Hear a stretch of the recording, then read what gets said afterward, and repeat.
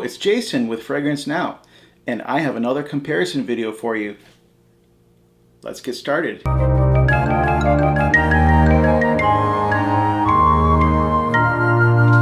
So here in front of me, I have two fragrances, and I have this little jar, which you might be wondering what it is. But so, here's what we have today. We have got Davidoff, or if you want to pronounce it correctly, Davidoff Cool Water. And I have the box, oh no, I thought I had the box facing the wrong direction, but it's the same on both sides. So as is tradition here on FragranceNow, once I do reviews, I kind of toss the box. So here we've got a nice large bottle of cool water and Green Irish Tweed by none other than Creed. So now both of these fragrances have gotten a lot of attention by fragrance reviewers and the fragrance community in general. Are they the same? Are they alike? What's going on? So we're going to take a look at that. Now, let's talk a little bit about some history of these two fragrances. First, it's important to know there's a chemical that's in both of these. And it is, in fact, is in many men's fragrances. And that is dihydromyrcenol. And I happen to have it right here. So, this particular can right here, it happens to be from perfumersworld.com. And so dihydromyrcenol is, I'll put it right up here on the screen so you can see it. Dihydromyrcenol is, it's sometimes also referred to as dihydromyrcenate, or as all one word, dihydromyrcenol. I tend to like to use all one word, dihydromyrcenol. It's fresh, clean, cologne-like, metallic, bitter, lime, citrus, bergamot, floral, lavender, coriander, and weedy. That's right. But, so, dihydromyrcenol is an organic compound. It's a mixture of terpene alcohols and hydrocarbons. It's also one of the fragrant compounds in lavender oil, and in case you're interested, it's also in hops. So, it's a colorless clear liquid. The odor impact on a scale where 100 is right in the middle and to this direction is really potent and this direction is weak. It's right in the middle at 100. And it lasts about 13 to 16 hours, somewhere around in there, on a smelling strip. So it's important in almost all men's fragrances. And it has characteristics of the Fougere accord, which is lavender, geranium, wood, coumarin, oak moss. And I'm not going to go into the history of that, but there are many fragrances in this category, mostly men's fragrances. And let's take a look here at some of the fragrances that have used dihydromyrcenol over the years, which include these two. So, taking a look here, Paco Rabanne, Pour Homme by Paco Rabanne, was released in 1973. The perfumer Jean Martel. Azzaro Pour Homme, 1978. Three creators there. Guy Laroche, hope I'm pronouncing that right, Drakkar Noir, 1982. So all those three. And then 1985 we have Creed Green Irish Tweed by Oliver Creed. And why do I have a question after Pierre Bardon. Well, we'll get back to that in a second. And then Davidoff, Cool Water, 1988. Created, or the perfumer for that is Pierre Bardon. All right, so what do we have going on here with Pierre Bardon? Well, it seems to be kind of a thing going on. So let's take a look at a little bit of history here. Let's take a look at Creed first. The House of Creed has been in operation for 7 generations, since 1760, when James Henry Creed in London began a tailoring business. So Oliver Creed, who is the creator of Green Irish Tweed, is in the 6th generation of Creeds, and he took over Creed in 1985 and created Green Irish Tweed in 1995. Irwin Creed is the current Creed, 7th generation. So now let's take a look at Pierre Bardon. Now Pierre Bardon is a French perfumer, and he was born in 1946 in Paris. His father was involved very much with Dior, and so growing up, Pierre had that experience, and he didn't want to do what his father did originally, but he was influenced by his father. He went and studied political science, and then so in 1971 he got into the perfumery business.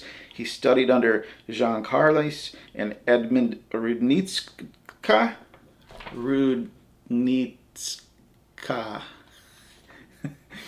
So, and he founded Takasago Europe, worked for Quest in the 90s, and was director of the Paris office of creative resources. He retired in 2007, and you might be interested to know that he has a niche line of fragrances. Now, I haven't taken a look at that closely. So 2015 he launched a niche line after his retirement. So the controversy is, so the controversy going on is, did Pierre Bardon create GIT, or was it Oliver Creed? And this can create some heated discussions, but it looks to me that the Creed family has some relationship with Pierre Bardon, and why wouldn't they? From everything I can tell, so there's a bit of controversy. And online, I've noticed some agitated discussions regarding these two perfumers. Oliver Creed, yes, it's said that he created Green Irish Tweed. And Pierre Bardon created Davidoff Cool Water for Davidoff. But some people question whether Pierre Bardon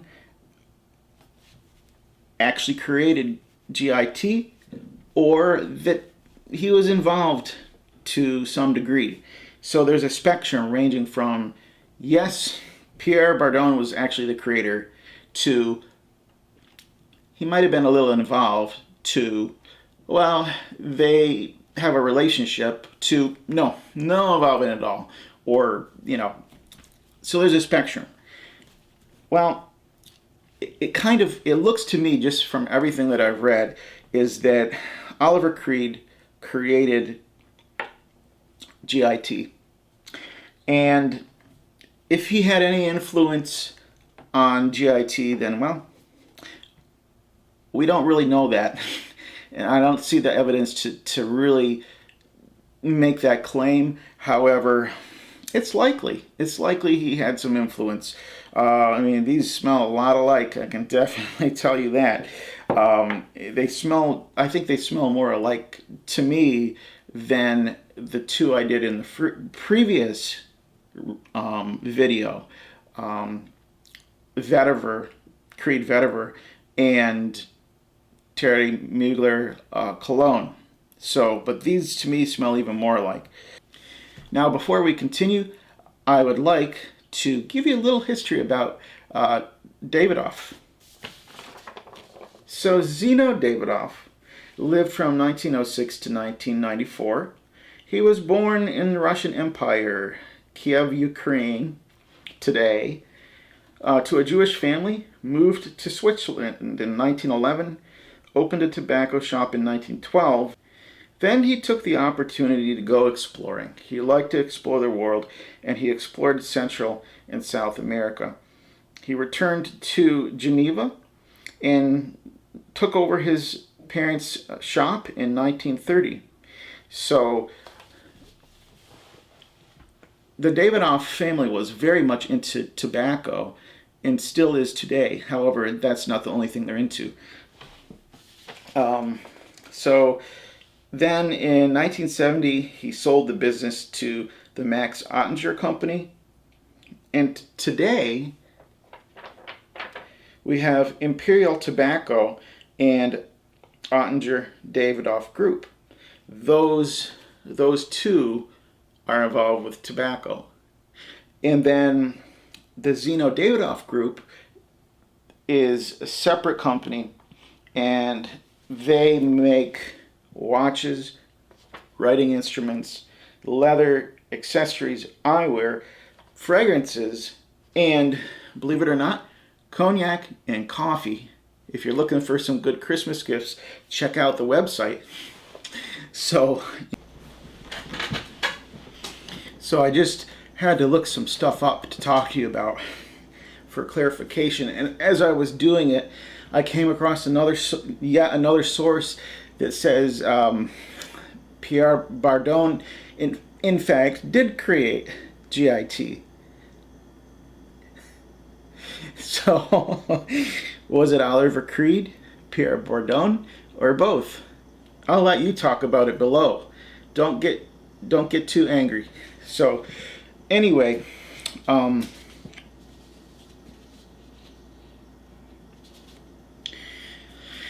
yeah, I wanted to check. So I wanted to check who GIT was made for it, and it was Cary Grant. He died a year after it was created for him, so I guess he didn't get to use it too much. Anyway, let's take a look at the note breakdowns of both of these. So I'm going to post this right up here for you to see.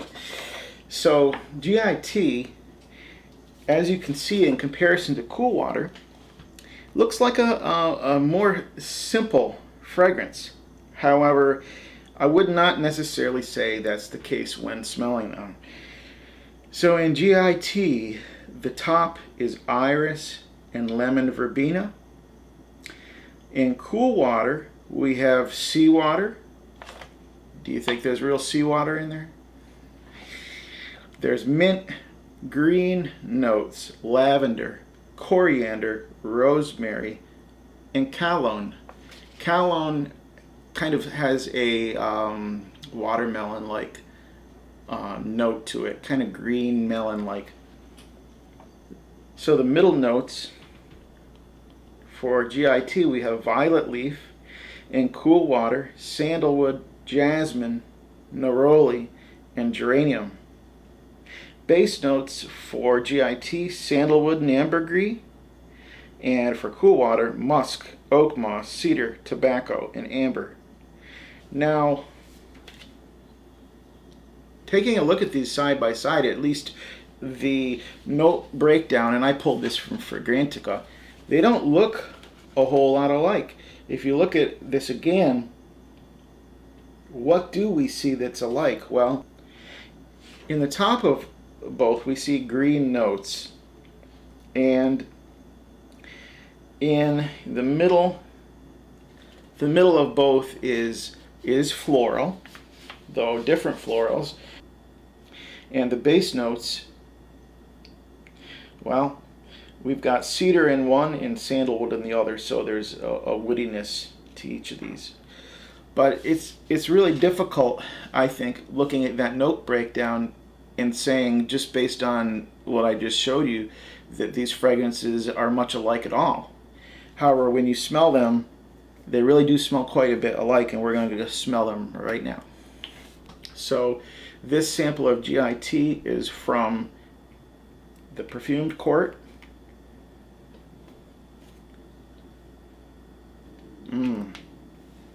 And over here, cool water.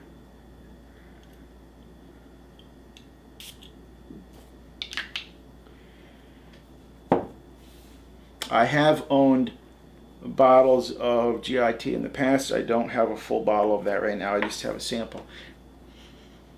Okay, so let's compare GIT, cool water, GIT, cool water.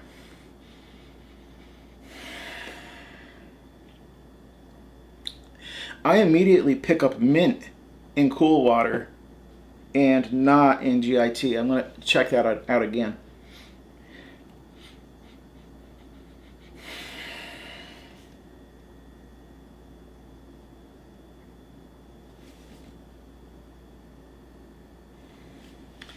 GIT is a sweeter fragrance. This is, it has a more cool vibe to it. It's not as sweet. And I really think Davidoff wanted a cheaper version. I have difficulty comparing these and picking out the differences because they do smell alike. I'm going to respray GIT.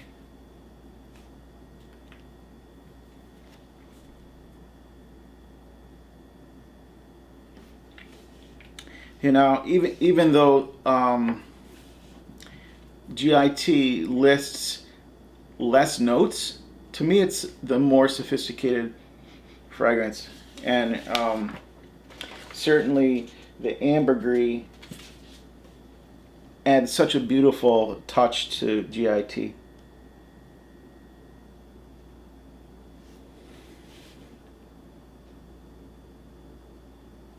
I'm going to respray this again because it seems to be fading a bit. So, what do you think? How similar do you think they are? Do you think, you know, there's quite a price difference. I'm not going to go over the price difference. There is quite a price difference per volume. Yeah, and I almost think that GIT is a stronger fragrance. It seems to be a little more potent. It seems to be a little bit more potent, but that would make sense because GIT is eau de parfum strength, and cool water is EDT. I believe I have that right. I apologize if I don't. So now what we're going to do is make space for the dihydromyrcenol. So let's see.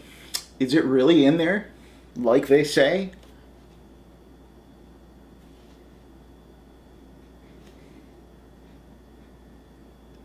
Oh, yes it is, for sure.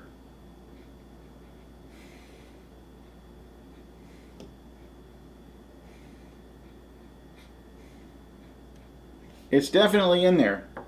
However, I am going to respray again to make this fresh. I'm spraying a lot, aren't I? So let's compare these two.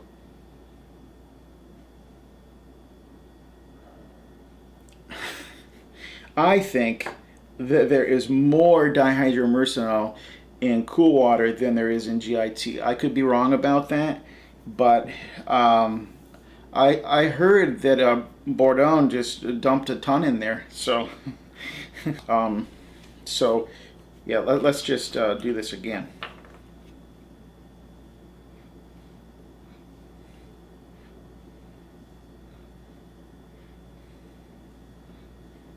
It's like juggling.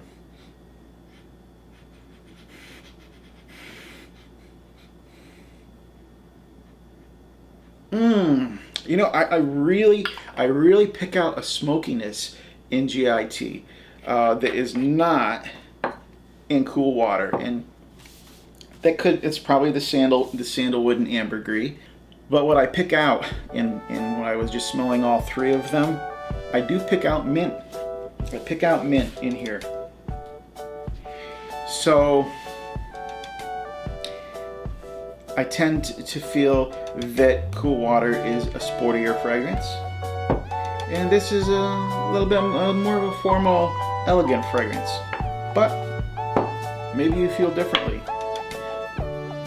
Maybe you'd like to just wear dihydromyrcenol by itself. Well, you don't want to do that, believe me. Yeah.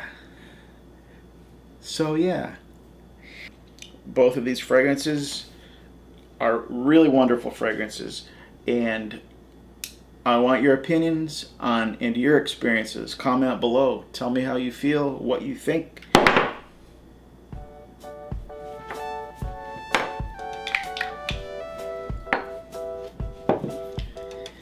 Stay tuned for what's next.